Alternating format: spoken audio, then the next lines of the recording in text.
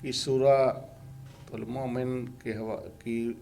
58 number آیت کا آپ کے سامنے عنوان بنایا ہے۔ اے محبوب فرما دیجئے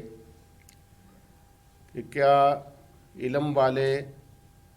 لوگ اور نہ جاننے والے لوگ برابر ہو سکتے ہیں؟ شعور زندگی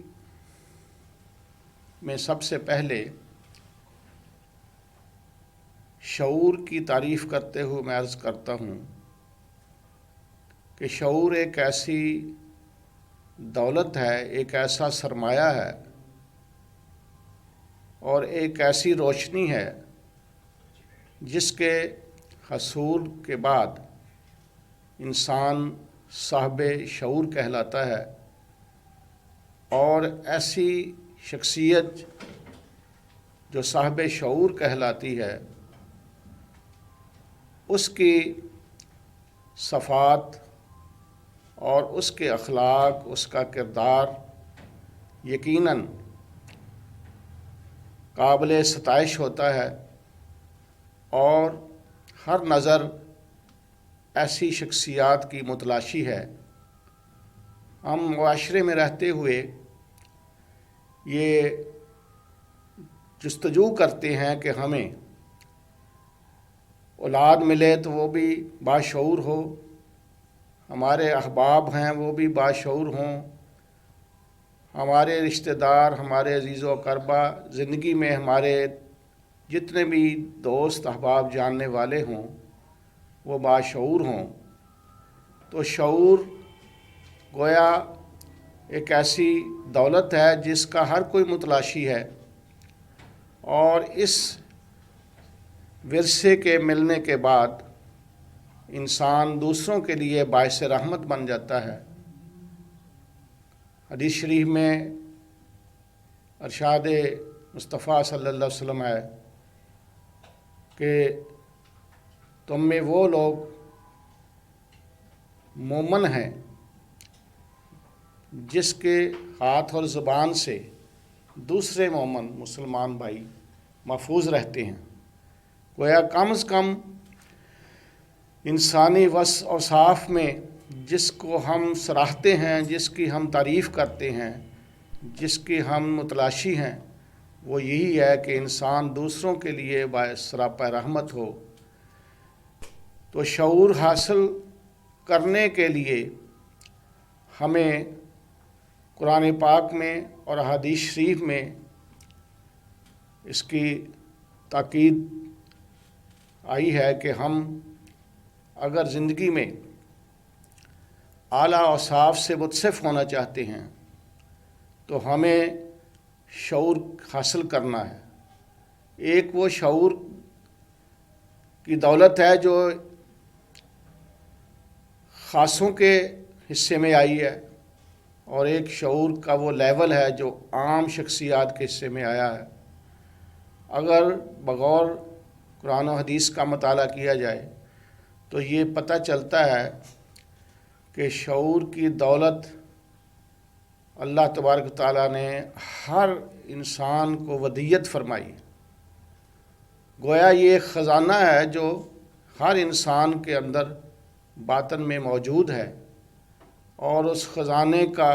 سراغ لگانا، اس خزانے کو حاصل کرنا ہر انسان کو اس کے لیے اللہ تبارک و تعالیٰ نے اس جہان میں زندگی عطا کی ہے۔ تو شعور کے لیے انسان اپنے سے اعلیٰ شخصیات کے دامن سے وابستہ ہوتا ہے۔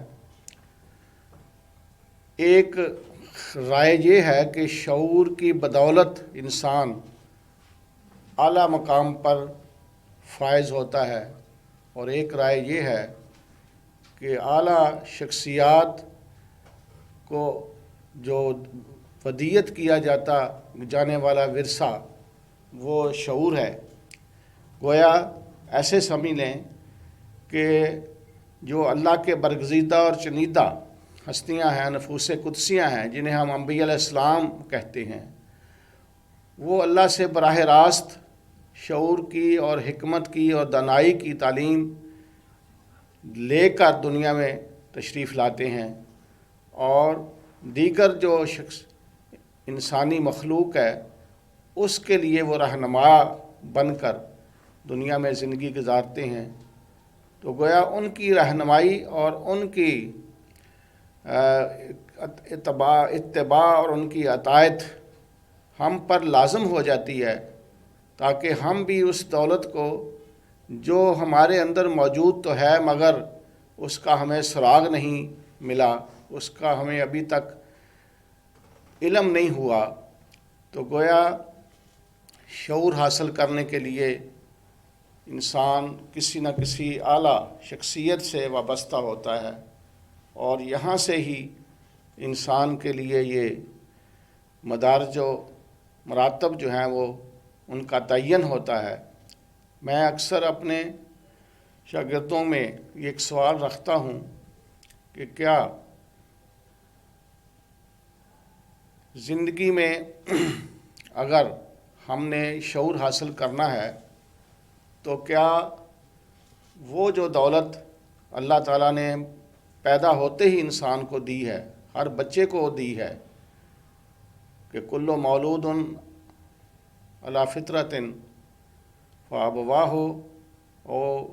یہودانہ او ینصرانہ او یمجسانہ، کہ ہر بچہ پیدا ہوتے ہی فطرت سلیم پہ ہوتا ہے، پھر اس کی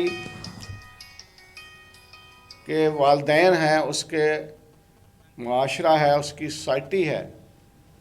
کہ جو اسے عیسائی بنا دے، اسے یہودی بنا دے، یا اسے آتش پرست بنا دے۔ گویا کہ وہ دولت جو پیدا ہوتے ہی انسان کو میسر آتی ہے، اس میں اس کا سراغ لگانا اور اس کو فروغ ملنا،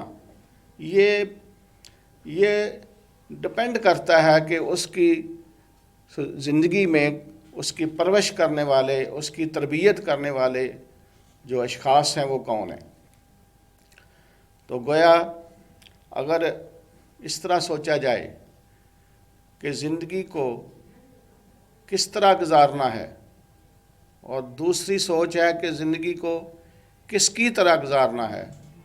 اور تیسرا یہ ہے کہ زندگی کو کس کے لیے گزارنا ہے، ان تینوں سوالوں پر اگر ہم غور کریں تو پہلی فکر، پہلا انداز کہ زندگی کو کس طرح گزارنا ہے، اس میں انسان کی، ہر بندے کی اپنی سوچ اور اپنی رائے شامل ہوتی ہے۔ وہ کس کو اپنے سامنے رکھ کر، کس بندے کی زندگی سے متاثر ہو کر وہ ایک فیصلہ کرتا ہے، اور اپنے لیے تقاضا بشری کے حوالے سے یا روح و قلب کے تقاضوں کے حوالے سے کس طرح وہ سوچتا ہے، تو وہ اس طرح اپنے لیے ایک راستہ متعین کرتا ہے، پھر اس کے آگے اس کی منزل کو پیش نظر رکھتے ہوئے وہ اپنے سفر کو جاری کرتا ہے۔ تو اس میں انسان کے ذاتی جو ہے خیالات اور اس کے ذاتی اپنے دلچسپی جو ہے وہ شامل حال ہوتی ہے کہ میں نے زندگی کو کس طرح گزارنا ہے۔ ایک بندہ اس حوالے سے یہ سوچ سکتا ہے کہ مجھے اچھی تعلیم مل جائے، اور تعلیم کے بعد پھر مجھے ایک اچھی سروس اور جاب مل جائے، یا اچھا بزنس مل جائے، اور میں اپنی زندگی میں پھر ایک نمایاں شخص بن کر معاشرے میں جیوں اور اپنی زندگی کو اپنے خوبصورت انداز میں اپناؤں۔ گویا اس کے اپنے خیالوں میں ایک معیار قائم ہوا کہ مجھے کس طرح کی جاب چاہیے، کس طرح کا بنگلہ اور کوٹھی چاہیے، کس طرح کی مجھے کار چاہیے، کس انداز سے میں اس سوسائٹی میں رہوں تو میری عزت بڑھے گی۔ تو اس حوالے سے دیکھا جائے تو وہ بندہ جو ہے وہ اپنے لیے خود ایک فیصلہ کرتا ہے اپنی سوچوں اور خیالوں کے مطابق۔ اگر اس کو آگے بڑھائیں تو دوسرا جو انداز فکر ہے کہ مجھے کس کی طرح زندگی گزارنا چاہیے، تو واضح ہے کہ اس میں پھر بندہ جو ہے وہ کسی آئیڈیل شخصیت کا متلاشی ہوگا۔ کس کی طرح سے مراد کوئی شخصیت ایسی ہے جس سے وہ متاثر ہو کر جس کو وہ اپنا آئیڈیل بناتا ہے، اور آئیڈیل شخصیت وہ ہوتی ہے جس کو وہ بندہ جس سے وہ زیادہ متاثر ہوتا ہے اور پھر اپنے زندگی کو کامیاب سمجھتا ہے کہ اس کے مطابق اگر میری زندگی ہوئی تو میں نہایت کامیاب زندگی گزاروں گا۔ یہاں ایک بندہ جو ہے وہ کسی غلط فہمی کا شکار ہو سکتا ہے، کسی غلط کوئی فیصلہ غلط کر سکتا ہے، کسی غلط شخص کو آئیڈیل بنا سکتا ہے کہ وہ اس کے لیے وہ تھوڑی سی کہہ لیں کہ ترقی کے چانسز ہوں، اس کی بہتری کے چانسز ہوں، مگر ایک نہ ایک سٹیج پر وہ بندہ جو ہے وہ رک جاتا ہے، وہ اپنی جس مقام کو، جس بھی چیز کو وہ اپنی حصول کے لیے اپنی منزل ٹھہراتا ہے، چونکہ وہ منزل ہوتی نہیں ہے، اور وہ اپنے ایسے کم تر لیول اور ایسے کم تر مقام اور ماحول کو پسند کر لیتا ہے، مگر وہ یہ نہیں جانتا کہ اس سے آگے بھی بہت مقامات ہیں جن کو حاصل کرنے کے بعد یہ بندہ انتہائی اعلیٰ مقامات پر فائز ہو سکتا ہے۔ ایسے موقع پر ایک شخص یہ سوچ لیتا ہے کہ میں فلاں جو پلیئر ہے، جو بہت اچھا نام اس نے کمایا ہے، اگر میں اس کو آئیڈیل بناتا ہوں تو اس جیسا میں پلیئر بن جاؤں، یا میں فلاں سیاستدان کی طرح بہت مشہور و معروف سیاستدان بن جاؤں، یا ایک بہت بڑے بزنس مین کو سامنے رکھ کر وہ ایک فیصلہ کرتا ہے، تو ایسے موقع پر اس سے بہت سے غلطی کے چانسز موجود ہیں کہ وہ آئیڈیل بناتا ہے تو کس کو بناتا ہے۔ تو یہاں اہل شعور، باشعور شخصیات کے وسیلے سے یہ خبر ملتی ہے کہ تم اس کو آئیڈیل بناؤ گے جو تم میں سب سے اعلیٰ ترین مقام پر فائز رہا ہو، اور اس کی زندگی تمام انسانوں کے لیے ہدایت کے اعتبار سے وہ اعلیٰ ترین ہو،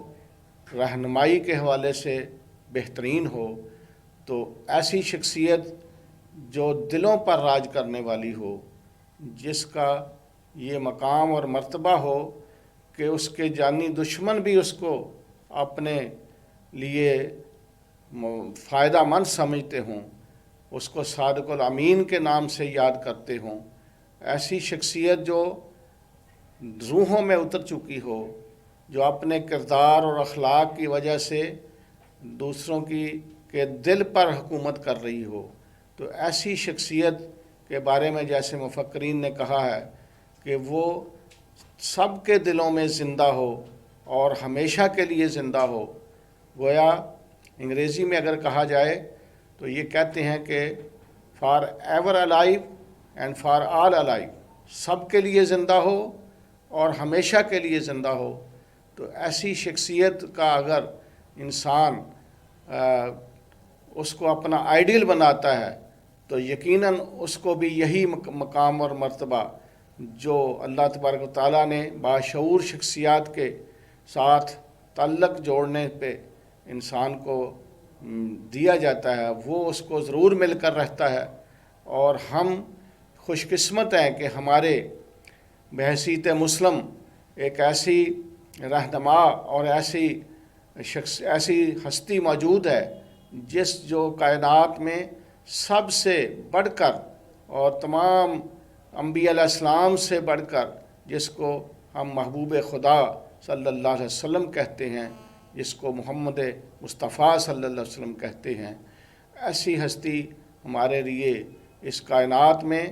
اب بھی موجود ہے، اور وہ فیض جو قرآن کے ذریعے اور اہل بیت کے ذریعے ہمیں نصیب ہے، الحمدللہ ہم اس سے فائدہ اٹھاتے ہوئے